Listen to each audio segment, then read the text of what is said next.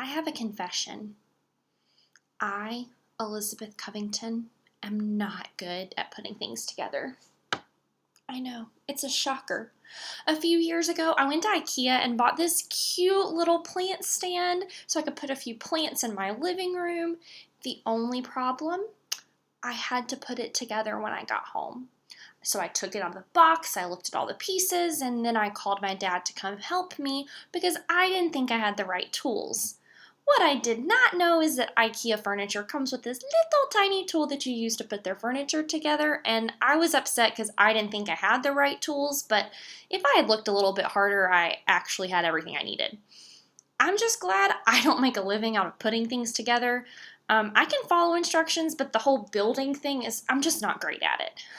Yesterday, we learned about King David, and as King David got older, he thought, God has been really good to me. He made me king, which was unexpected. He protected me from giants and wild animals. He forgave me when I hurt him and others. I want to build him the nicest and fanciest house that anyone has ever seen. So David did the logical thing and started collecting all the materials that he would need to build this house that the people called the temple.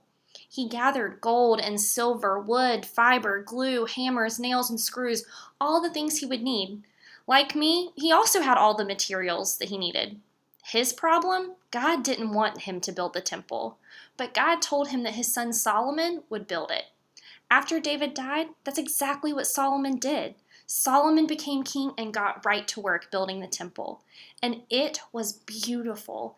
It became the place where people would come to be with God. After the temple was built, Solomon thanked God. But instead of answering from the clouds, God came down all at once in a cloud with fire. And everyone who saw it was amazed and remembered that God had led the people through the wilderness with a cloud and with fire. They knew this was God. So Solomon and the people sang a new song. God is with us. His love is better. We hope he'll live with us forever. God was with Solomon, and God was with his people. The temple reminded the people that God was there, and every year people came to the temple to sacrifice animals. The priests would say, "This animal is dying for our sins," as the people offered up their sacrifices to God. When the people looked at the temple, they were filled with joy because the temple reminded them that God was there with them. Even when life was hard, even though the people sinned, God had provided a way, sacrifices, for the people to get rid of their sin. God made a way to be with people, and the temple was proof. Things were better for a while, but the people still kept pushing God away. The excitement of the temple wore off, and the people stopped listening to God. King Solomon stopped listening to God, and so did his children, and his children's children, and his children's children's children. And then it happened. One day, people from a faraway land came and destroyed the temple. The gold, the wood, the fabric, it was stolen or destroyed. And to make it worse, the people, God's chosen people, were taken from their home. And the people began to ask, where is God? Is he gone forever?